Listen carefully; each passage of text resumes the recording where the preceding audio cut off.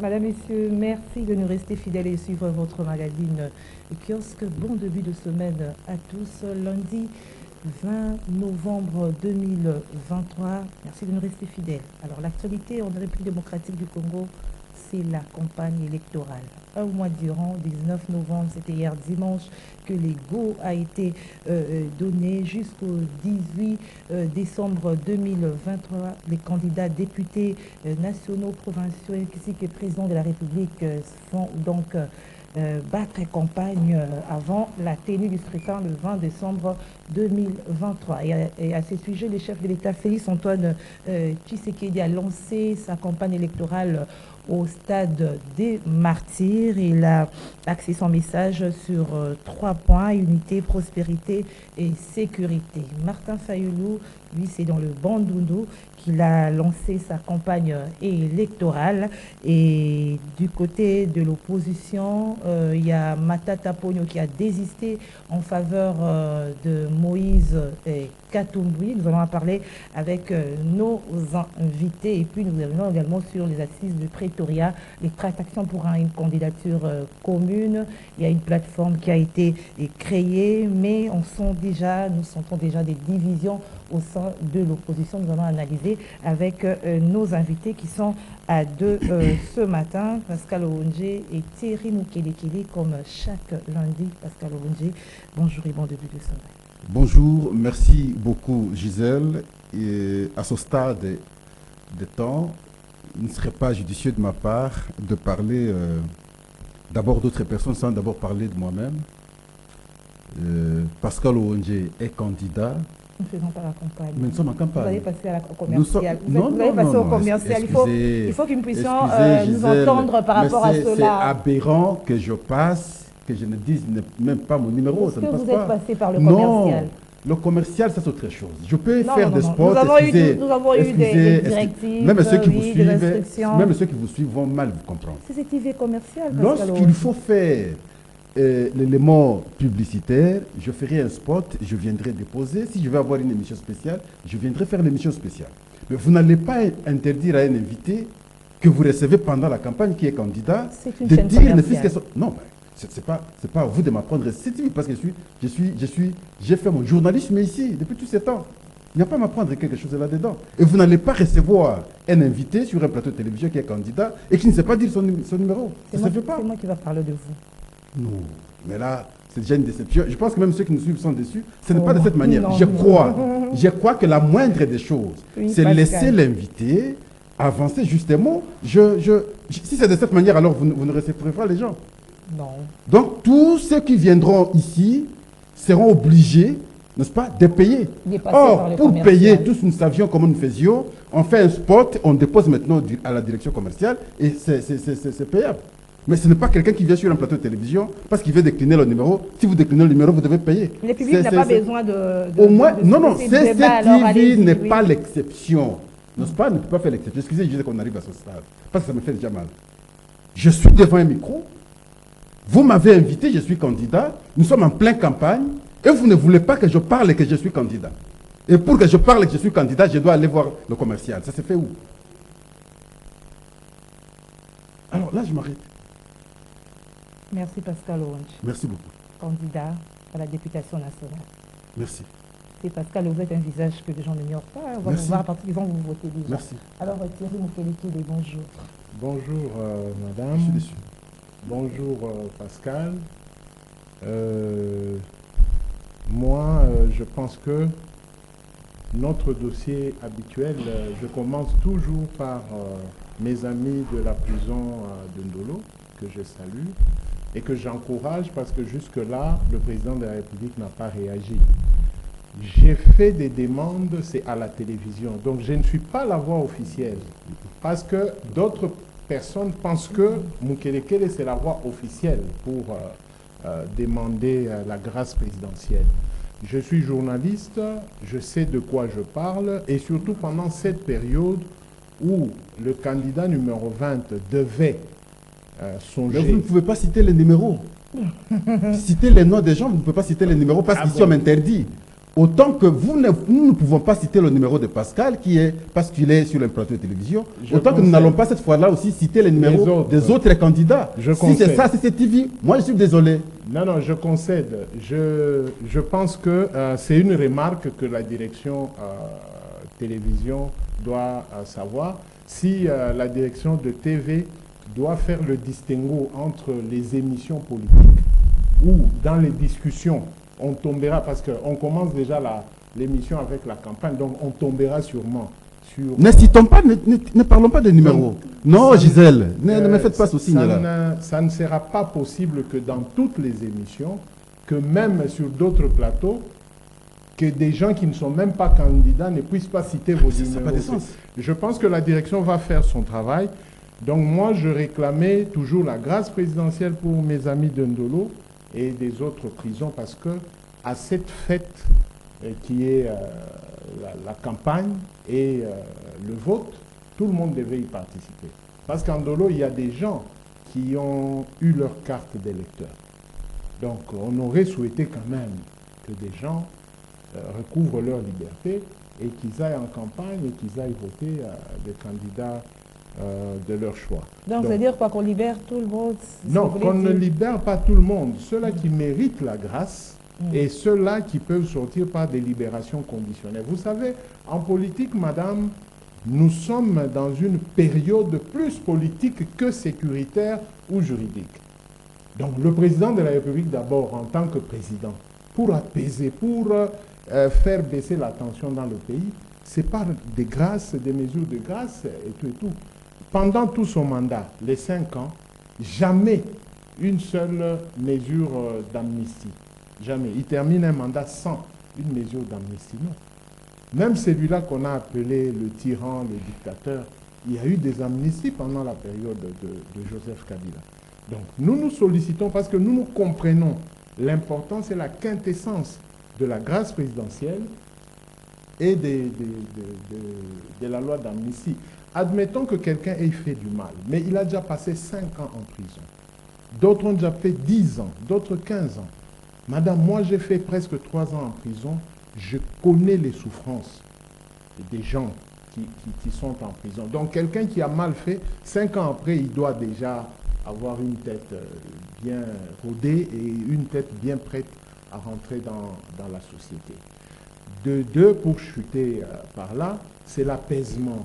Hein? C'est l'apaisement par rapport à la violence verbale qui n'a fait qu'augmenter. Avec la situation de Malemba, on n'en a pas eu l'occasion d'en parler. Il y a eu trop de mensonges, trop de fausses vidéos qu'on a lancées. La situation de Malemba est passée entre des groupes d'individus, quoique Balouba du Katanga et Balouba du Kasaï. Mais ce n'est pas un cas généralisé où nous voyons des députés et sénateurs qui opposent les Katangais aux Kasaïens. Non.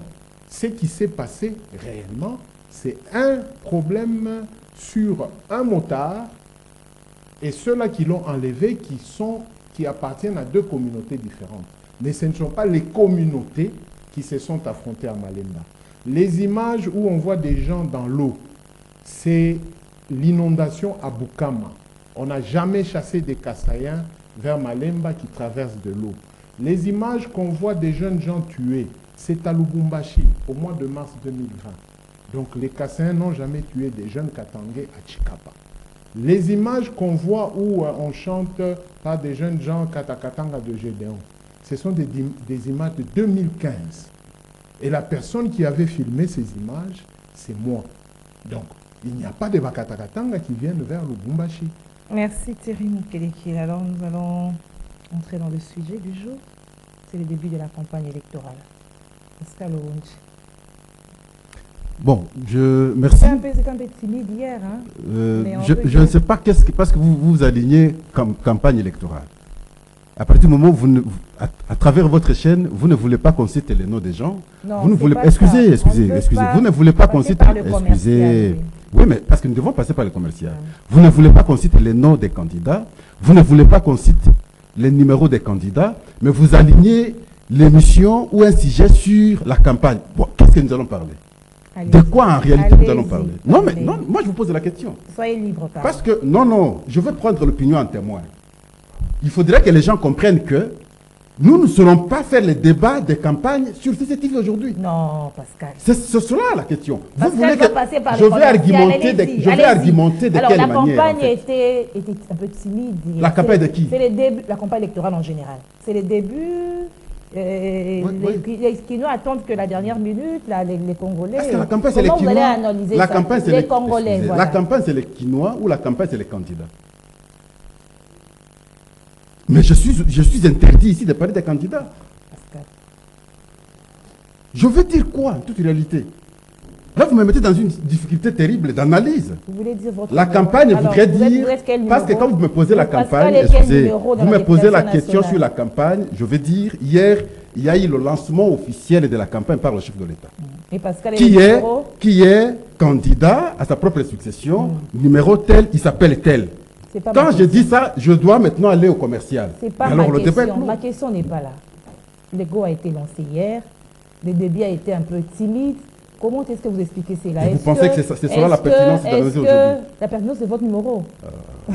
Est-ce que... Pascal, donnez votre numéro alors. Donnez votre numéro. Non, je ne donne pas. Oh.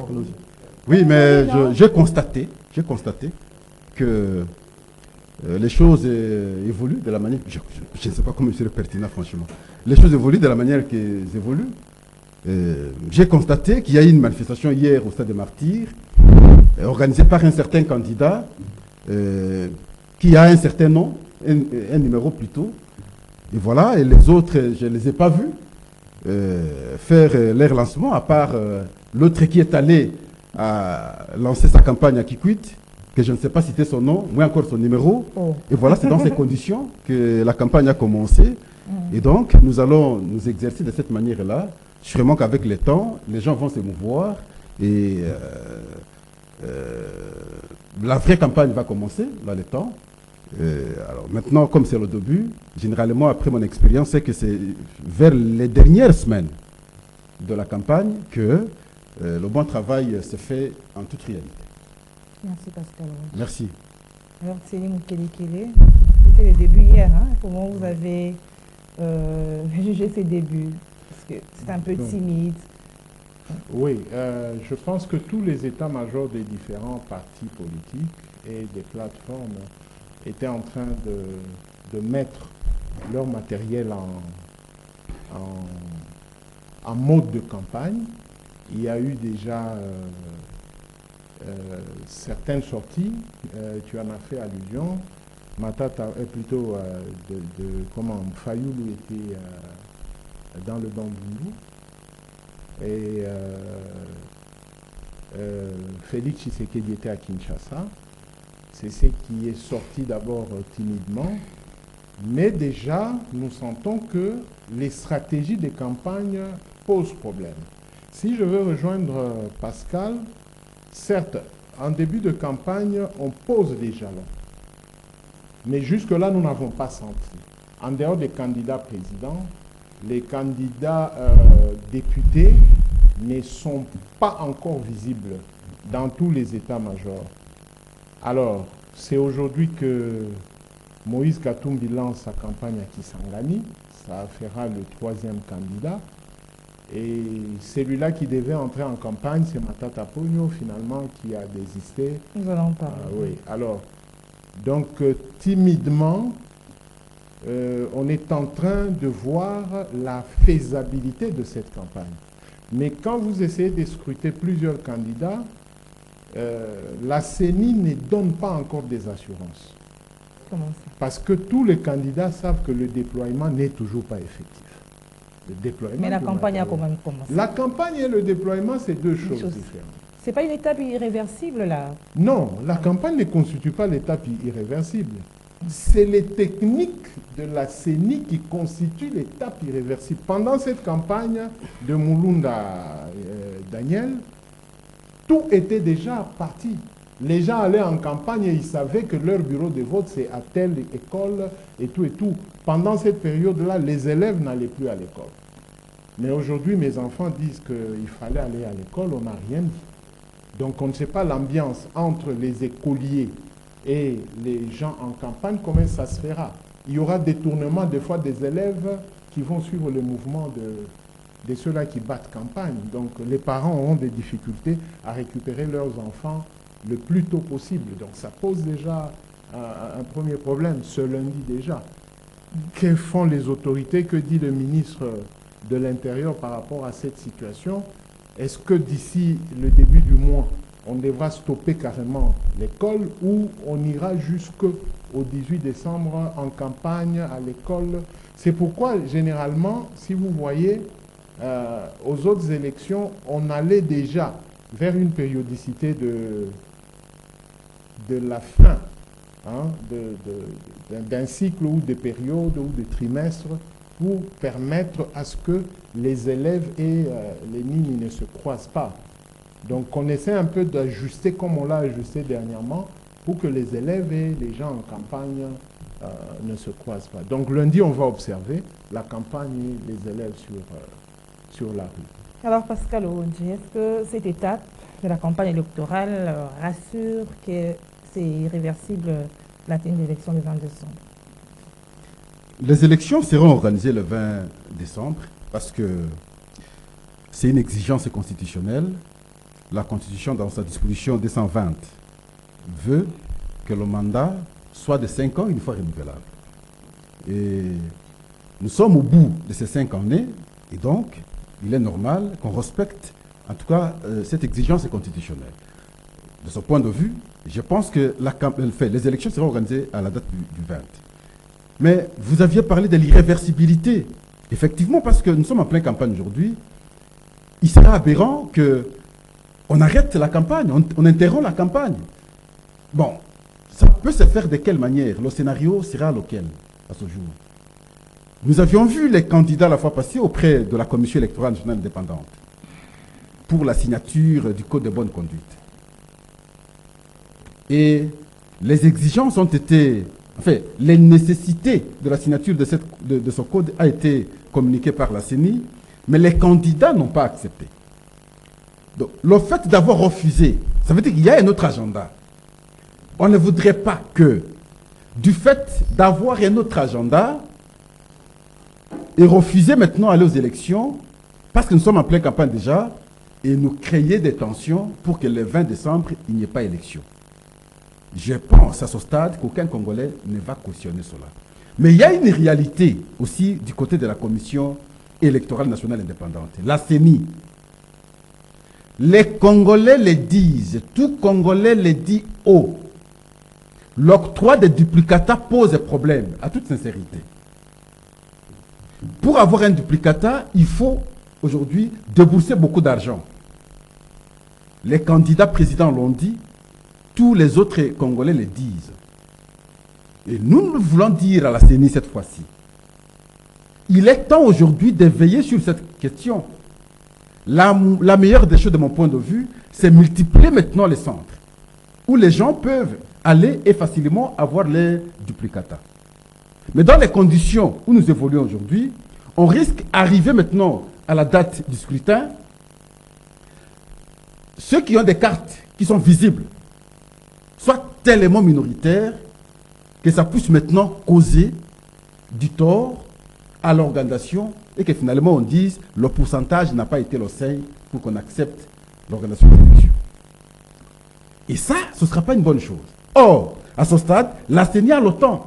Pendant que la campagne se fait, la CENI peut aussi activer de son côté le déploiement de ces matériels, pas seulement à Kinshasa, mais également à travers le pays, pour que ces nouvelles machines qui permettront aux gens d'avoir des duplicata soient déployées et que les gens aillent maintenant avoir les duplicata. C'est possible. Hein. C'est possible pendant qu'on fait la campagne, c'est possible de le faire. Mais j'ai l'impression comme si la CENI n'entend pas cette voix. Parce que nous sommes aujourd'hui le 20.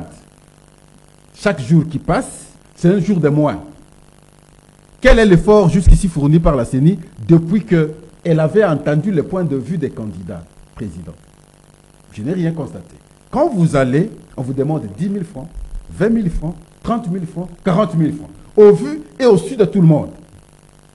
Et quand vous y allez, beaucoup de gens, donc il faut au moins une semaine pour avoir votre duplicata, même si vous avez l'argent. Mais alors, à ce moment-là, ce n'est pas un bon travail. Et donc, nous interpellons ici, la campagne évolue. Je suis persuadé que nous aurons les élections à la date parce que nous sommes dans une phase d'irréversibilité, mais en même temps, nous devons, en tout cas, interpeller la CENI à pouvoir, aujourd'hui, faire bien le travail, à permettre aux Congolais d'avoir ce qu'il faut pour aller voter. Merci Pascal. Alors, je reste avec vous. Il y a Félix Tshisekedi qui est au stade de martyr. N'hésitez pas les noms, Gisèle. Pascal est quel numéro? Évoluons, Pascal. Hein? Votre numéro? Non. Aujourd'hui, je ne donne pas. Allons-y, allez avec votre question. Je suis en train seulement de. Évoluons, Pascal. Évoluons. Non. Il y a des gens qui nous suivent. Hein. Oui, mais qui nous suivent parce que. On dit, les gens veulent que tu reprennes tes états, que l'émission avance. Oui. Hein? Ils nous suivent, ils sont en ligne, en direct. Alors, donc, je vous mets à l'aise, Pascal. Oui, mais parce qu'à là, ce moment, nous devons interpeller le commercial et CCTV. Non. Parce que, excusez, parce que nous sommes journalistes. On entre au débat. Nous sommes dans le débat. Nous sommes journalistes. Depuis tous les temps, depuis 2006, nous assistons dans des campagnes électorales. On n'a jamais connu ça. Ça, c'est la première, alors l'exception. Et nous avons une multitude de chaînes. Jamais quand vous allez dans une autre chaîne, on vous dira, quand vous intervenez, on vous dit bonjour, vous ne pouvez pas parler de votre numéro, vous ne pouvez pas parler de votre nom. Alors il faut aller au commercial, ça ne se fait pas. Comment ça doit se faire? Alors, le candidat, savez-vous quel est le candidat Félix Tshisekedi était au stade des martyrs pour le lancement de sa campagne. Comment est-ce que vous avez jugé c'est son début, hein? C'est un début réussi, on a vu le plan et le message qu'il a transmis. Quelle est votre analyse? Bien, d'abord sur le fond du message, c'est raté comme son dernier message. Là où le Congolais l'attendait, c'est la reconnaissance de ce qu'il a oublié de faire ou de ce que ses collaborateurs n'ont pas fait et que lui promet de le faire. Mais lui, il a semblé porter le chapeau de ses collaborateurs. Son gouvernement ne l'a pas aidé. Il a dit dans d'autres circonstances. Mais pendant ce moment, c'est là où il devait dire au peuple que, attention, je sais que j'ai promis ça, voilà, j'attendais à telle hauteur, mais à mon niveau, je sens que mes collaborateurs m'ont amené à telle hauteur. Voici ce que je vous propose, et peut-être avec la possibilité d'échanger des collaborateurs pour avancer. Parce que couvrir, le président s'est plaigné de la justice. Mais quand il devient candidat, il semble que la justice a bien fonctionné. Le président s'est plaint du comportement des gens qui encadrent le secteur sécuritaire. Mais il les a encore justifiés. Et le président avait dit que si à Goma et dans l'est du pays, il n'y a pas le recouvrement de la sécurité, c'est son échec. Mais il ne justifie pas pourquoi, à quel moment il sent qu'il a échoué et qu'est-ce qu'il faut faire pour qu'il parce qu'il a senti des avancées, il y a quand même des avancées. Il peut que s'il y avait des avancées, il devait s'il y avait des avancées, il devait lever l'état des sièges. S'il y avait des avancées. C'est ça. Donc, on est encore en début de campagne. Nous pensons que les conseils que nous donnons, et son équipe ou lui-même nous suit, nous voulons que la campagne s'améliore. Et que l'Union sacrée doit veiller sur la violence verbale.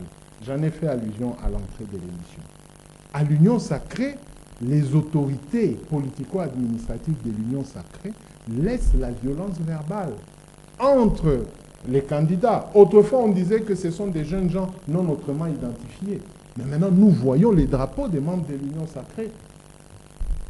Et aux autres maintenant de répondre. Et c'est la violence qui commence à augmenter. On ne peut pas comparer un candidat du commun de mortels et lui, le candidat, à sa propre succession.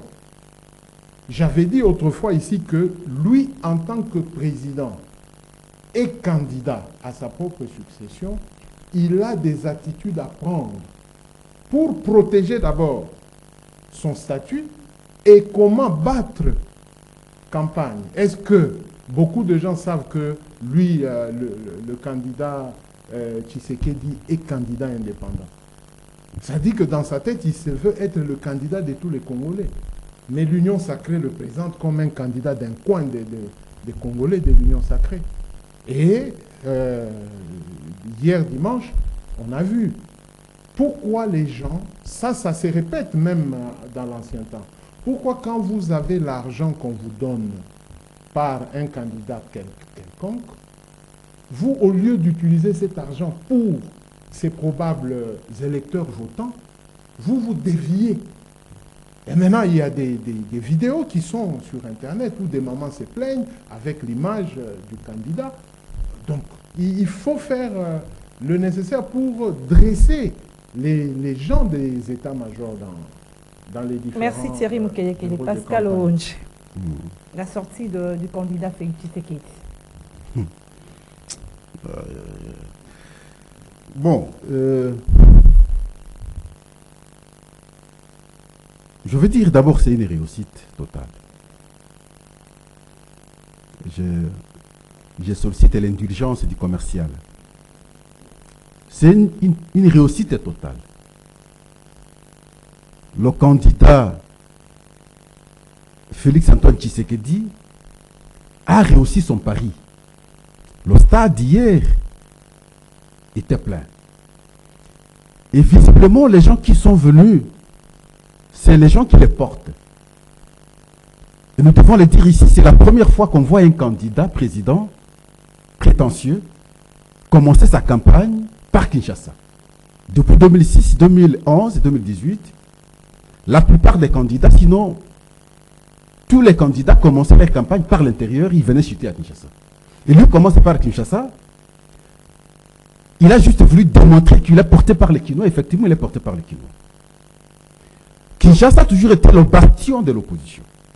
Mais à ce jour, il faut l'affirmer, il faut savoir le reconnaître que Kinshasa, c'est le bastion aujourd'hui de Tshisekedi.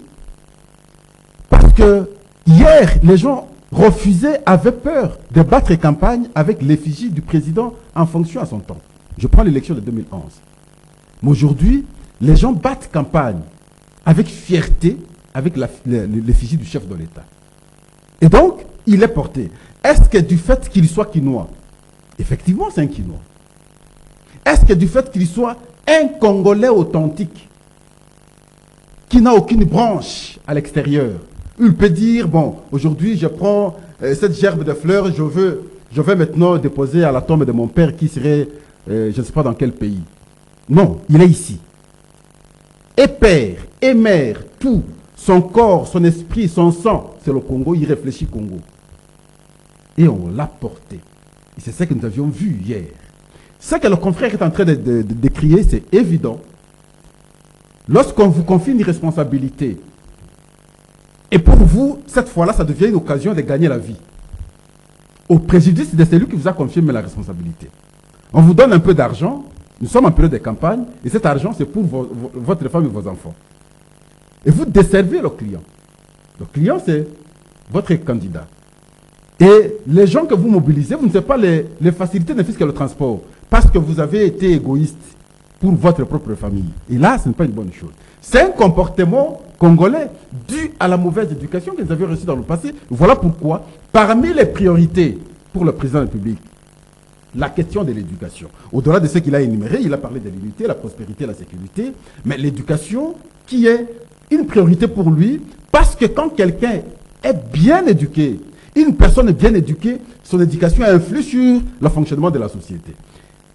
L'unité, oui, parce que nous devons être un face à l'adversaire qui est agresseur à ce jour.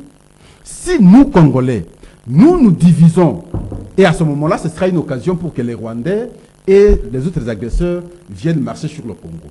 Voilà, il a plaidé pour l'unité. Lorsqu'il parle de la prospérité, on est dans le domaine économique.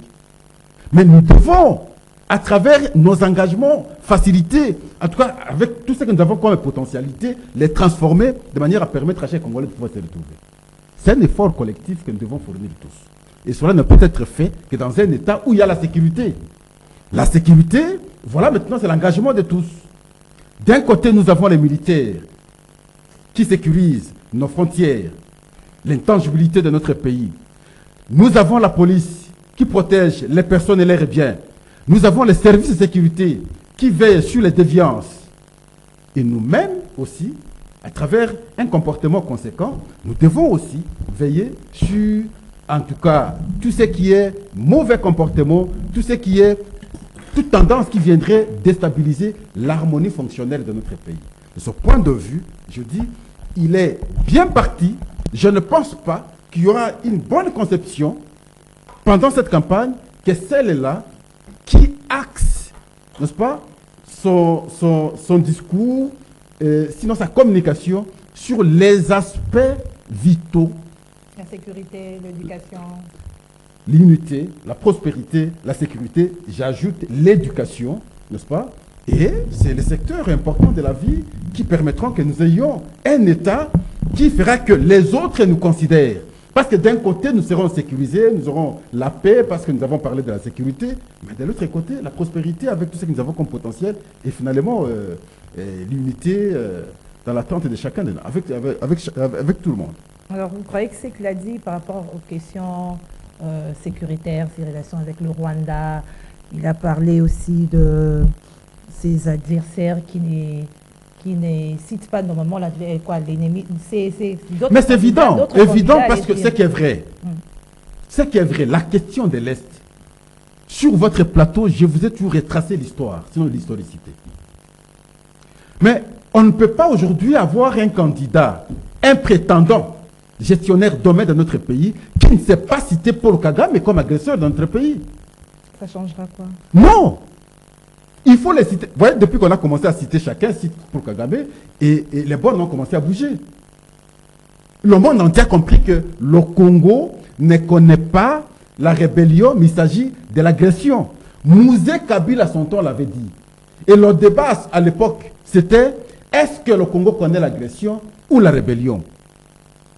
Ceux qui instrumentalisaient cette agression faisaient pression aux autres pour qu'on ne parle pas de l'agression en République démocratique du Congo et on nous a laissé avec l'expression rébellion. Et alors que nous savions que c'est un pays étranger qui venait, en tout cas, marcher sur l'autre pays. On est resté pendant longtemps comme ça. Lorsque vous voulez diriger aujourd'hui le pays, vous ne citez même pas le M23 pour dire sont des agresseurs. Je vais vous rappeler un fait. Lorsqu'on signe l'accord de CNDP, lorsque le M23 revient, parce qu'on a encore signé l'accord de Kampala, puis trois déclarations de Nairobi, en 2013, certains candidats étaient des gouverneurs, avaient des responsabilités. Posez la question à ces gens.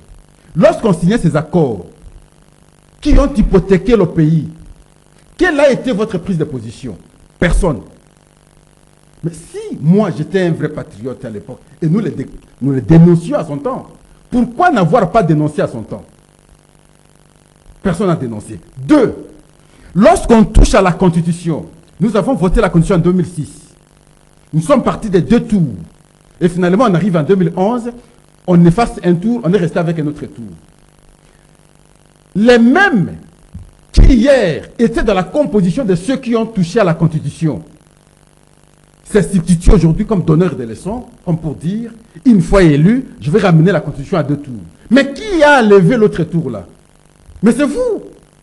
Par votre propre turpitude, vous voulez maintenant déjouer tout le monde. Et des gens comme ça, vous voulez qu'on les vote comment? Mais parce que et c'est comme ça, excusez que j'éveille. Nous devons éveiller les Congolais parce que les gens oublient l'histoire récente. La réunion s'est organisée où? Au chapiteau du gouvernorat du Katanga à l'époque. Derrière le gouvernorat, il y a un chapiteau. C'est là que la réunion a été organisée. Pour la majorité à l'époque. L'opposition à l'époque, sa réunion a été organisée où? C'est ici, sur l'avenue du port, dans la grande salle du mois de libération du Congo. Le secrétaire général du MLC à l'époque, François Mwamba, qui va parler au nom des opposants, parce que l'opposition avait quitté la salle. Non, c'est très important qu'on le rappelle. L'opposition avait quitté la salle à son temps, et François Mwamba va pleurer. Et ceux qui reviennent sur cette question sont allés, en tout cas, prendre de champagne dans des grands hôtels, avec joie parce qu'ils avaient atteint leur objectif. Et les mêmes ne peuvent pas revenir aujourd'hui pour donner des leçons à ceux qui refusaient hier qu'on touche à la Constitution. Merci Pascal. Et donc, c'est une manière de vous démontrer qu'ici, il y a des gens, en toute réalité, que nous devons faire confiance pour qu'on consolide les acquis. Il y a d'autres qu'on ne peut pas accepter pour qu'on nous ramène à zéro parce qu'ils ont des intérêts des accointances avec le Rwanda. Et voilà, aujourd'hui, ils ne parviennent pas à citer ni le nom de Kagame, ni le nom maintenant des agresseurs qui sont en M23. Je vous pose une dernière question avant de donner la parole à Thierry Mukeleke. Il y a certaines personnes qui ont peut-être trouvé, jugé ces discours du fait que les chefs de l'État ne devaient pas s'atteler à parler de ses adversaires, des autres candidats, que de rester sur son bilan, ce qui a été fait, ce qui n'a pas été fait. Ça, c'est sur le plan stratégique. Oui. Il peut nous laisser nous le dire. Ils vont terminer la guerre dans 6 mois. Non, mais les autres ont commencé. Poser la question. Vous pouvez imaginer, vous êtes irresponsable, comme je suis avec mon frère. Là. Nous sommes amis, on se respecte.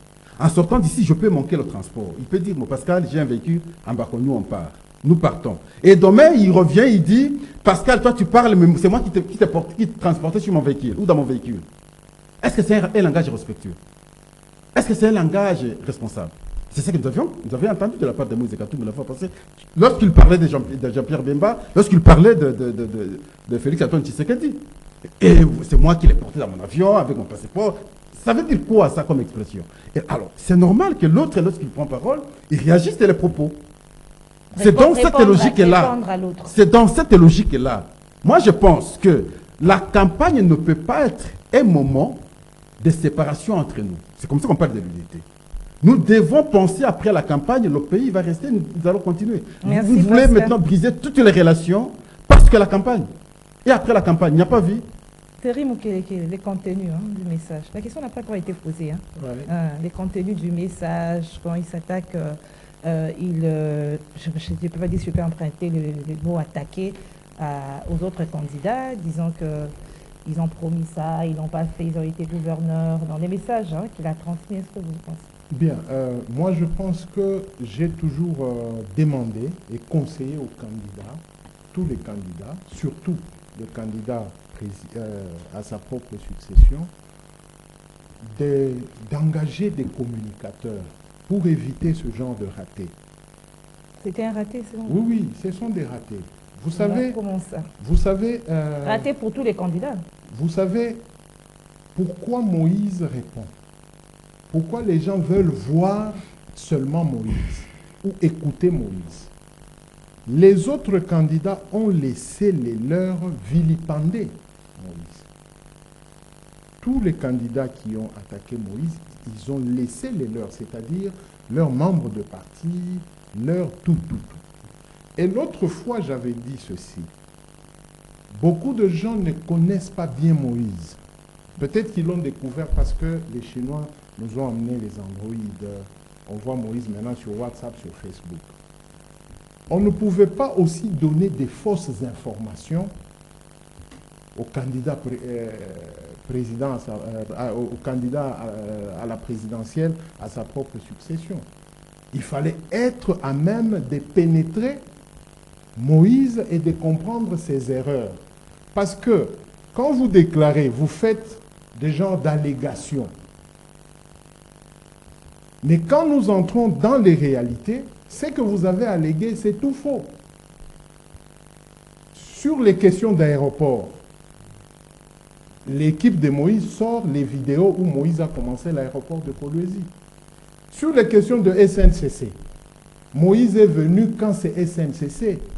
La SNCZ est tombée en faillite, c'est vers les années 87-88. Moïse ne savait même pas qu'il sera gouverneur un jour. Ça dit qu'il faut donner les bonnes informations pour attaquer l'autre. Le message, le contenu, le fond du message. Les contenus ont quitté le contexte. C'est pourquoi je parlais des violences verbales. Tous les candidats se sont plongés dans la violence verbale. Parce que Moïse se justifie. Il n'attaque pas les autres, mais il se justifie que demander. C'est avec eux que je prenais mon avion. Ils savaient que j'étais congolais parce que j'avais mon passeport avec eux. Ce genre de message ne devait pas sortir. Si de l'autre côté, on avait un projet, un bilan à donner aux communicants, qu'ils aillent communiquer ça. Vous savez, pour le Grand Katanga, pour battre Moïse Katumbi au Grand Katanga, il faut sortir des gros projets qui ont existé. Parce qu'avant Moïse et après Moïse, il n'y a plus eu un grand projet. En bref, Bref, je demande pendant que la campagne commence, pour que la bataille soit équilibrée, que tous les candidats quittent et fassent quitter leurs états-majors dans les violences verbales. Moïse Katumbi, c'est le seul jeune Katangais qui avait fait face à Kyungu Akumwanza dans le Katanga d'antan. Et Kyungu l'a adopté et on a mis... En politique, il y a ce qu'on appelle faire des concessions. On peut ne pas marcher ensemble, mais on se fait des concessions pour que chacun reste dans ses plates-bandes. Parce que moi, je ne vois pas un seul candidat qui va accepter que quelqu'un d'autre piétine sur ses plates-bandes. Alors, on parle opposition, il y a... Non, mais je vais juste ajouter un petit mot. On va aborder la question.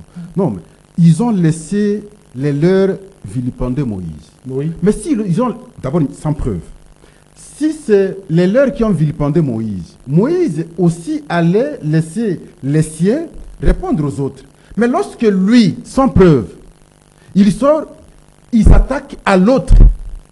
Aucune preuve. Et là, on ne peut pas encourager. Excusez, on ne peut pas encourager. Oui. Parce que je n'ai pas entendu, moi je n'ai pas entendu un moment où Tshisekedi est sorti pour parler contre Moïse. Et alors que Moïse devrait ou allait être reconnaissant totalement à l'égard de Tshisekedi, de ce qu'il a fait pour lui pendant tout ce temps où il a été, enfin, ou après qu'il a été en exil, et c'est Tshisekedi qui a permis qu'il y rentre. Et si c'était aussi un autre Katangais qui était hier au pouvoir, aujourd'hui Moïse n'irait pas comme candidat. Ce sont des aspects que Moïse serait reconnaissant. Mais il n'a pas fait. Deux, avant Moïse ou après Moïse, il n'y a jamais eu de grands projets dans les grands Katanga. Mais parlez-moi plutôt des mouillages. La preuve lorsqu'on divise le Katanga, ou sinon le pays, on passe de 11 à 26 provinces en 2015. Mais avant, Lualaba n'était pas ce qu'il est. Allez-y voir Lualaba aujourd'hui, comparé par rapport au temps de Moïse. La question fondamentale à se poser, c'est qu'est-ce que Moïse, pendant ce temps, a fait concrètement, n'est-ce pas, a fait concrètement, excusez, que nous pouvons énumérer ici, que voilà le grand projet fait par Moïse dans les grands Katanga. C'est lequel? En dehors, non, Thierry, on ne parle pas de personnes, je réponds rapidement, rapidement. On ne peut pas faire ces débats, Moïse a fait ça. Nous sommes en campagne. Madame, c'est déjà la campagne. Nous sommes en campagne. En dehors du personnel, allez demander à Fifi Masuka ou même à Mouyej qu'est-ce qu'ils ont acquis. Parce que les acquis des 4 provinces, c'est la gestion des Moïse. Frère. Permettez, je vous explique. Il y a beaucoup de choses. Il a eu tous les temps. C'est le gouverneur qui est resté pendant longtemps. Pourquoi? Qu'est-ce qui restait de transformer tout ça? Il a fallu laisser un projet. Aujourd'hui, venir chanter. L'union sacrée de s'attaquer à Moïse sur le plan des projets. Alors tout à l'heure, là, vous avez dit, quand Pascal parlait, vous avez dit que ce sont des bonnes guerres. C'est des bonnes guerres. Voilà.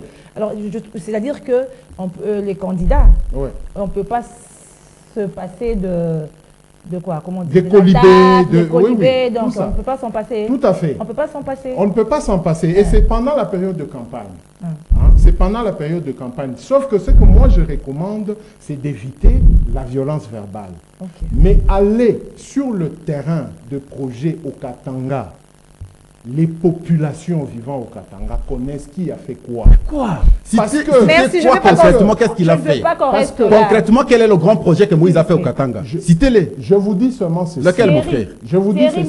Je veux pas qu'on reste sur Moïse. On n'y reste pas. On n'y reste pas. Les analyses. Moi, je n'ai pas ce grand projet. Alors, il y a un candidat qui a désisté en faveur de Moïse. Voilà, c'est dans l'opposition. Matata Pogno, qui hier disait que c'est politique, on ne veut pas de lui, on a peur de lui. Aujourd'hui, il désiste. Vous placez ce désistement, où est-ce que vous placez ce désistement? Dans quel contexte? Voilà.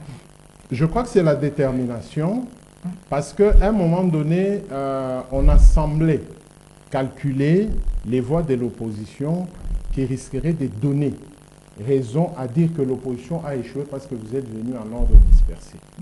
Je crois que Matata a été au-delà de son orgueil personnel par rapport à ce qu'il est. Il a dit, je cède. Donc il fait cette concession, c'est selon lui pour sauver la nation. donc qui veut pousser aux autres candidats de l'opposition d'aller dans ce sens-là pour consolider toutes les chances dans la personne de Ben voilà, de c'est Moïse ça qu'on a Katumbi. rétorqué en disant que ce qu'il a fait n'engage pas les assises des Pretoria, ça n'engage que lui-même. Vous ne voyez pas qu'il y a vraiment cette Non. unité-là de l'opposition qu'on cherche n'arrivera pas. Nous sommes en politique. Je crois que je l'ai dit encore toujours dans l'émission avec Pascal. J'ai dit qu'il y aura des rebondissements. Tshisekedi a l'union sacrée, mais ça ne lui interdit pas en tant qu'un candidat indépendant de voir. Parce que si, excusez-moi, ce n'est pas son intention, si Constant Moutamba veut faire allégeance, il ne fera pas allégeance à Moïse.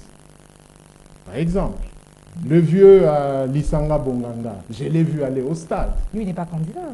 mais il est de l'opposition. Et il a tapé même sur Fachi pendant plusieurs moments.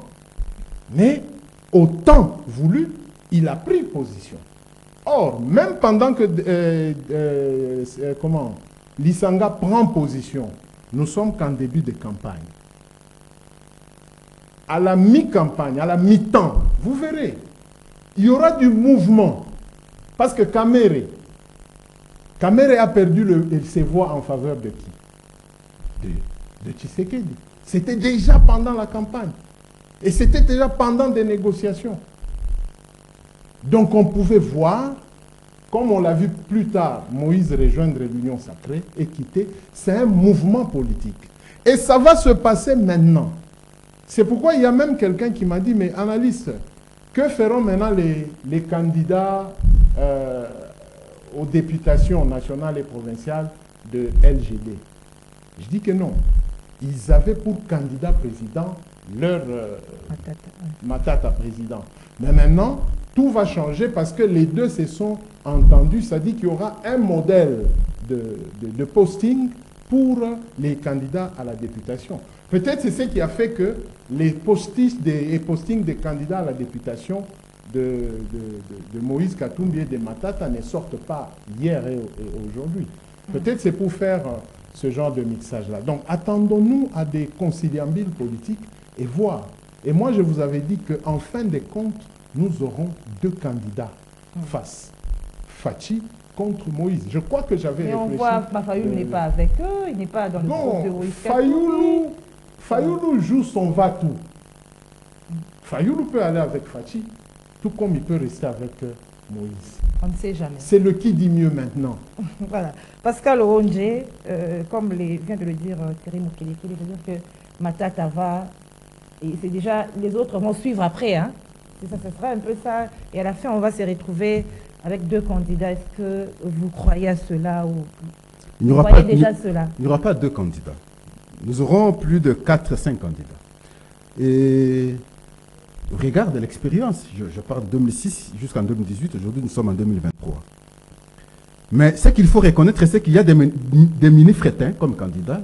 Il y a des vrais candidats. Matata, pour moi, était un mini-frétin. Pourquoi? Parce que pour être vraiment candidat dans un grand pays comme le nôtre, il faut avoir un parti installé à travers les coins et les recoins du pays. Sans ça, c'est une aventure de mauvais goût. Vous allez chez moi, par exemple dans les grands Sankourou, vous posez la question, vous connaissez Matata. L'image, peut-être le fait qu'il ait été Premier ministre à son temps. Et c'est tout. Ni parti politique, ni organisation politique à l'interne, ni structure quelconque. Alors vous allez prétendre aller comme candidat comment? J'ai aimé lorsque vous avez posé la question. Mais la fois passée, il avait des allégations telles que on m'en voulait parce que j'étais candidat. Mais aujourd'hui, il n'est pas candidat. Quel argument encore il va aligner? J'ai aimé en même temps la Cour constitutionnelle. Pour éviter tout ça, non, restez, battez campagne. Nous renvoyons le procès en mars.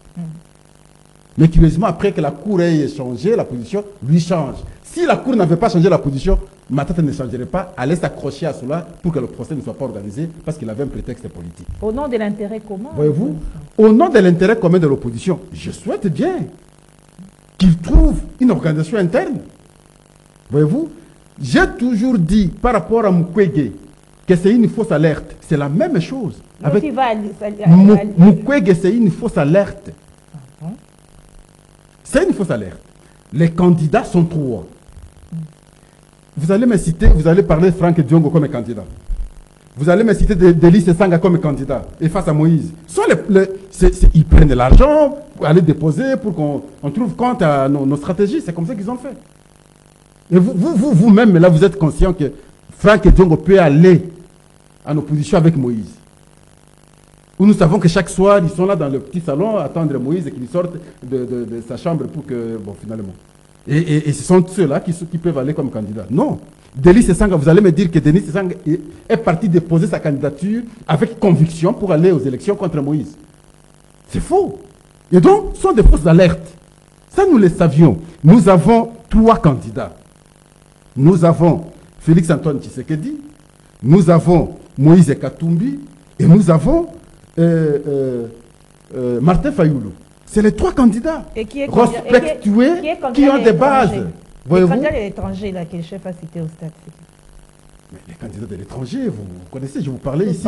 Je vous parlais ici. Moi, je ne suis pas quelqu'un qui, bon, mon père est décédé quelque part et puis je prends des gerbes de fleurs, je vais voir mon père quelque part. Voyez-vous? Et ça vous dit tout, vous comprenez? Donc, nous avons des candidats qui, tout c'est ici. Et d'autres qui, tout, pas ici, un peu ailleurs. Qu'est-ce que vous voulez qu'on vous explique que vous ne comprenez pas? Et donc, nous avons ces 3 candidats-là, les potentiels, les candidats sérieux, que nous connaissons. Pas selon moi, selon la réalité de fait. Et vous allez me donner raison. Lorsque le confrère parle ainsi, qu'avec le temps, vous allez voir les autres s'agglutiner autour d'un candidat. Mais ce n'est pas un analyste qui doit déjà réfléchir. C'est connu déjà depuis longtemps. C'est connu parce qu'il n'y a pas candidat. Et Matata l'a fait, vous aviez vu. Je vous disais hier qu'il était ministre, c'est confirmé aujourd'hui. Tout ce qu'il avançait là, c'était des prétextes pour éviter des poursuites judiciaires. Si aujourd'hui, la Cour n'aurait rien dit, Matata ne changerait pas encore sa position. Il a changé de position parce que la Cour a reporté le procès. Et donc, les autres candidats là, vous savez, j'avais découvert une réalité. Hein. Après l'élection de 2018, j'étais avec un candidat qui ne s'est pas aligné cette fois-ci. Il me dit, parce que nous faisions une stratégie. On allait chez où vous cherchiez vos 100 000. Vous avez vos 100 000 $, vous allez payer. Et vous conditionnez maintenant à un candidat potentiel de pouvoir vous restituer le double. Comme vous aviez dépensé 100, lui vous donne 200 et pour que vous puissiez vous aligner derrière lui. Alors, mais c'est un peu ça, la stratégie qu'il lui faut. Ah, voilà. Vraiment, c'est compliqué. Kiosque est fini. Mais Pascal Owodje. Je n'ai pas posé... Pascal, ça va. Mais qu'est-ce que vous allez encore poser problème? C'est fini, non? Non, je n'ai pas posé... posé... Nous avons un problème de temps. Alors nous mettons Pascal à l'aise. Hein? Pascal Owodje, votre dernier mot. Non, merci. Merci. Je plaide en toute réalité, parce que c'est un dernier mot, on n'a pas fait notre métier. Moi, je n'ai jamais fait notre métier que le journalisme. Et j'ai occupé toutes les fonctions possibles, jusqu'à directeur général dans une chaîne de télévision. Et je n'ai jamais connu ça. Le commercial, non, c'est très important. Le commercial, c'est lorsque je viens avec des éléments, un spot ou une émission spéciale, à ce moment-là, on peut passer par le commercial. Et ce n'est pas dans un débat contradictoire comme je suis avec un ami, et puis on donne un point de vue, et vous dites qu'il faut passer par le commercial. Ne faites pas ça, ce n'est pas bon. Et je pense que même l'opinion qui nous a suivis aujourd'hui a été totalement déçue. De cette manière-là, CCTV n'aura pas un débat pendant la campagne. Et sinon, j'allais même dire, ce n'est pas important que je vienne, parce que moi, c'est chaque lundi que je dois venir, et je suis candidat, je dois venir pendant la campagne, sans que j'ai dit mon numéro. Ce n'est pas important. Voyez-vous? Oui. Bah, Pascal, on est député à la députation. Est-ce que c'est ça ce qui est plus important? Ce n'est pas plus important. Je ne le dirai pas, je dirai dans d'autres occasions. Merci Pascal Owodje. Merci Thierry Moukelekele. Mais je n'ai pas placé le dernier mot. Le dernier mot, Thierry. Oui. On a essayé de mettre un peu Pascal à l'aise. Hein? Bien. Voilà. Merci. D'accord. À lundi. C'est bon. Merci à vous, fidèles téléspectateurs, auditeurs de Kiosque. Merci de nous avoir suivis. Merci à Doudou Montieri. Doudou Montieri, CCTV n'interdit pas les candidats, hein, mais les commerciaux est un peu regardant. Nous sommes là. Voilà. Merci. Nous nous retrouvons demain à la même heure. Au revoir.